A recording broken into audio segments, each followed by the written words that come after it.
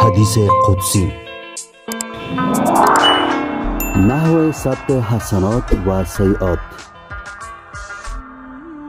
پیامبر اکرم صلی الله علیه و آله فرمودند: خداوند عزوجل فرمود: وقت بنده من کار نیک اراده کند و نکند، آن را یک کار نیک برای وی ثبت کنم، و اگر بکند 10 کار نیک تا 700 برابر ثبت کنم، و وقت کار بد اراده کند و نکند، بر عهده او ثبت نکنم، بر عهده او ثبت نکنم، و اگر بکند 1 کار بد بر عهده او ثبت کنم.